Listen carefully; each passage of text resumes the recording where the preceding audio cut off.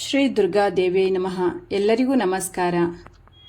ಅಕ್ಷಯ ಫಲ ಕೊಡುವ ಅಕ್ಷಯ ತೃತೀಯದ ಬಗ್ಗೆ ನಾವು ಒಂದಷ್ಟು ತಿಳ್ಕೊಳ್ಳೋಣ.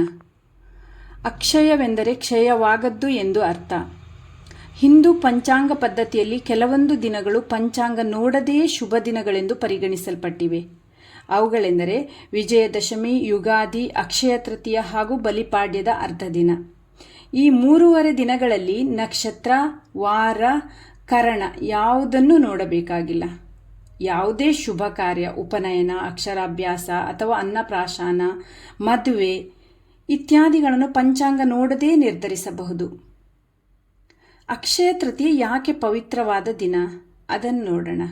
ಅಕ್ಷಯ ತೃತೀಯ ದಿನದಂದು ಪುಣ್ಯಕರವಾದ ಪುಣ್ಯಜಲ ಸ್ನಾನ, ಆಮೇಲೆ ಜಪ, ದಾನ, ಧ್ಯಾನ, ಪೂಜೆ, ನಾಮ ಜಪ ಇವುಗಳಿಗೆ ಅಕ್ಷಯ ಫಲ ನೀಡ್ತದೆ. ಈ ದಿನವೇ ಶ್ರೀ ವೇದವ್ಯಾಸ ದೇವರು ಶ್ರೀ ಮಹಾಭಾರತದ ರಚನೆಯನ್ನು ಪ್ರಾರಂಭಿಸಿದ್ರಂತೆ. ಆಮೇಲೆ ಲಕ್ಷ್ಮಿಯ ಜನನವಾಗಿರುವುದು ಕೂಡ, ಸಮುದ್ರ ಮಂಥನದಲ್ಲಿ ತಾಯಿ ಮಹಾಲಕ್ಷ್ಮಿ ಆವಿರ್ಭವಿಸಿದ್ದು ಕೂಡ ಇದೇ ಅಕ್ಷಯ ತೃತೀಯದಂದು.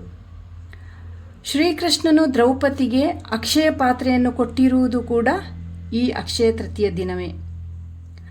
ಆಮೇಲೆ ಕನಕದಾರ ಸ್ತೋತ್ರ ಶಂಕರಾಚಾರ್ಯರು ಜಗತ್ತಿಗೆ ಕೊಟ್ಟಿದ್ರಲ್ಲ ಆ ಒಂದು ಕನಕದಾರ ಸ್ತೋತ್ರ ರಚನೆ ಮಾಡಿದ್ದು ಕೂಡ ಇದೇ ಅಕ್ಷಯ ತೃತೀಯ ದಿನ. ಬಸವಣ್ಣನವರು ಜನಿಸಿದ್ದು ಕೂಡ ಇದೇ ಅಕ್ಷಯ ತೃತೀಯ ದಿನ.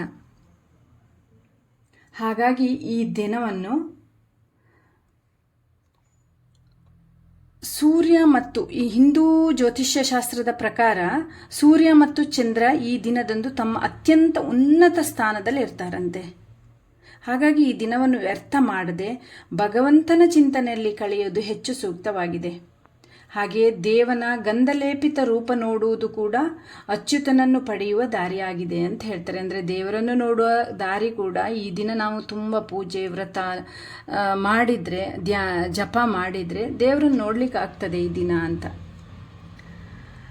ಆಮೇಲೆ ಶ್ರೀ ಭಗವದ್ಗೀತೆಯ 11ನೇ ಅಧ್ಯಾಯದಲ್ಲಿ 11ನೇ ಶ್ಲೋಕದಲ್ಲಿ ದಿವ್ಯಗಂಧಾನುಲೇಪನಂ ಎಂಬ ವಾಕ್ಯ ಬರ್ತದೆ.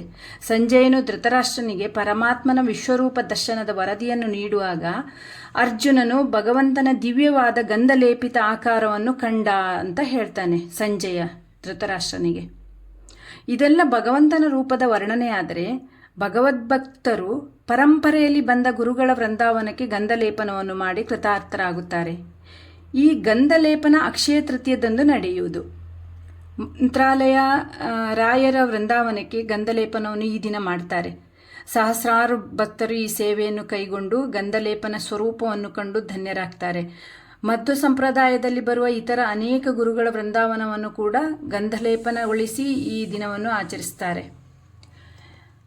ನಾವು ಈಗ ಲೌಕಿಕದಲ್ಲಿ ಅಕ್ಷಯ ತೃತೀಯವನ್ನು ಹೇಗೆ ಆಚರಣೆ ಮಾಡ್ತೇವೆ ಮತ್ತು ಅದು ಎಷ್ಟು ಸರಿ ನಾವು ಆಚರಣೆ ಮಾಡ್ತಾ ಇರೋದು. ಲೌಕಿಕದಲ್ಲಿ ಅಕ್ಷಯ ತೃತೀಯದಂದು ಕೆಲವು ಆಚರಣೆಗಳು ಚಾಲ್ತಿ ಅಂದರೆ ಮಾಡ್ತಾರೆ. ಈಗ ಆಭರಣಗಳ ಖರೀದಿ ಮಾಡೋದು, ಚಿನ್ನ ಖರೀದಿ ಮಾಡೋದು, ಕೆಲವೊಂದು ಕಂಪನಿಗಳ ಶೇರ್ಗಳ ಖರೀದಿ ಮಾಡೋದು, ಜಾಗ ತಗೊಳ್ಳೋದು, ಸೈಟ್ ತಗೊಳ್ಳೋದು, ಮನೆ ಖರೀದಿ ಮಾಡೋದು, ಇವೆಲ್ಲ ಮಾಡ್ತಾರೆ. ಇದು ತಪ್ಪು ಅಂತ ನಾನು ಹೇಳೋದಲ್ಲ, ತಪ್ಪಲ್ಲ. ಹಣ ಇದ್ದರೆ ನಿಮ್ಮ ಹತ್ರ ನೀವು ತಗೊಳ್ಳಿ. ಸಾಲ ಸೂಲ ಮಾಡಿಕೊಂಡು ಟೆನ್ಷನ್ ತಗೊಂಡು ಈ ಯಾವುದೇ ಕೆಲಸಗಳನ್ನು ನೀವು ಮಾಡಲಿಕ್ಕೆ ಹೋಗಬೇಡಿ. ಯಾಕೆಂತ ಹೇಳಿದರೆ ಇವು ಮಾರಾಟಗಾರರ ಆಸ್ತಿಯನ್ನು ಅಕ್ಷಯ ಮಾಡಬಹುದೇ ಹೊರತು ಖರೀದಿ ಮಾಡುವವರು ಹಣ ಕಳೆದುಕೊಳ್ತಾರೆ ಹೊರತು ಇದರಲ್ಲಿ ಬೇರೆ ಯಾವುದೇ ಪಾರಮಾರ್ಥಿಕ ಲಾಭ ಅಥವಾ ಬೇರೆ ಯಾವ ಲಾಭವೂ ಇಲ್ಲ. ಇದಕ್ಕೆ ವೈದಿಕವಾದ ಮಾನ್ಯತೆ ಕೂಡ ಇರುವುದಿಲ್ಲ.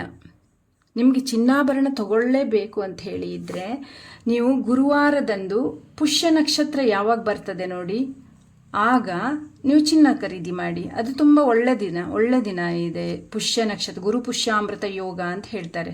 ಆ ದಿನ ನೀವು ಚಿನ್ನ ಖರೀದಿ ಮಾಡಿ. ಈ ಅಕ್ಷಯ ತೃತೀಯ ದಿನವೇ ಮಾಡಬೇಕು ಅಂತ ಏನಿಲ್ಲ.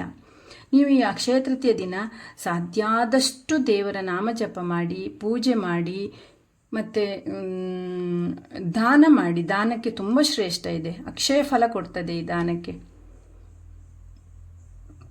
ಆಮೇಲೆ ಪರಶುರಾಮರ ಜಯಂತಿ ಕೂಡ ಈ ಅಕ್ಷಯ ತೃತೀಯ ದಿನವೇ ಆಗಿದೆ. ಪರಶುರಾಮರನ್ನು ವಿಷ್ಣುವಿನ 6ನೇ ಅವತಾರ ಅಂತ ಹೇಳ್ತಾರೆ. ರೇಣುಕ ಜಮದಗ್ನಿ ದಂಪತಿಗೆ ಜನಿಸಿದ ಪರಶುರಾಮರು ರಾಮಾಯಣ ಹಾಗೂ ಮಹಾಭಾರತ ಕಾವ್ಯಗಳಲ್ಲಿ ಕಂಡುಬರ್ತಾರೆ. ರಾಮಾಯಣದಲ್ಲಿ ಸೀತಾ ಸಂಯವರದ ಸಮಯದಲ್ಲಿ ಅವರ ವಿಷಯ ಬಂದರೆ, ಮಹಾಭಾರತದಲ್ಲಿ ಪಿತಾಮಹ ಭೀಷ್ಮಾಚಾರ್ಯ, ದ್ರೋಣ, ರುಕ್ಮಿ ಹಾಗೂ ಕರ್ಣನ ಗುರುಗಳಾಗಿ ಸಿಗ್ತಾರೆ. ಶ್ರೀಲಕ್ಷ್ಮಿಯ ಅವತಾರವಾದ ಧರಣಿ ದೇವಿಯನ್ನು ಪರಶುರಾಮರು ವಿವಾಹ ಆಗ್ತಾರೆ. ಕೊಂಕಣ ಕ್ಷೇತ್ರವಾದ ಗೋಕರ್ಣದಿಂದ ಕನ್ಯಾಕುಮಾರಿಯವರೆಗಿನ ಜಾಗವನ್ನು ಸಾಗರ ರಾಜನಿಂದ ಪಡೆದ ಕಾರಣ ಈ ಭೂಭಾಗವನ್ನು ಇಂದಿಗೂ ಪರಶುರಾಮ ಸೃಷ್ಟಿ ಅಂತಲೇ ಕರೀತಾರೆ. ಒಟ್ಟಿನಲ್ಲಿ ಅಕ್ಷಯ ತೃತೀಯ ಪುಣ್ಯ ದಿನವೆಂಬುದರಲ್ಲಿ ಸಂಶಯವಿಲ್ಲ. ಪುಣ್ಯಾಚರಣೆಯೊಂದಿಗೆ ಪುರಾಣ ಪುಣ್ಯ ಜನರ ಜಯಂತಿಯೂ ಕೂಡ ಅಕ್ಷಯ ತೃತೀಯದಂದು ಇರುವುದು ಭಕ್ತಕೋಟಿ ಜನರಿಗೆ ಹರ್ಷ ತರುವ ಪರ್ವವಾಗಿದೆ. ಈ ಅಕ್ಷಯ ತೃತೀಯ ನಿಮಗೆಲ್ಲರಿಗೂ ಶುಭವನ್ನು ತರಲಿ. ಅಕ್ಷಯ ತೃತೀಯದಂದು ನೀವು ಮಾಡಿದ ಎಲ್ಲ ಕೆಲಸಗಳು ಅಕ್ಷಯವಾಗಲಿ, ನಿಮಗೆಲ್ಲರಿಗೂ ಒಳ್ಳೆಯದಾಗಲಿ ಅಂತ ಹೇಳ್ತಾ, ನನಗೆ ಸಪೋರ್ಟ್ ಮಾಡಿದ ನಿಮಗೆಲ್ಲರಿಗೂ ಧನ್ಯವಾದಗಳನ್ನು ಅರ್ಪಿಸ್ತೇನೆ.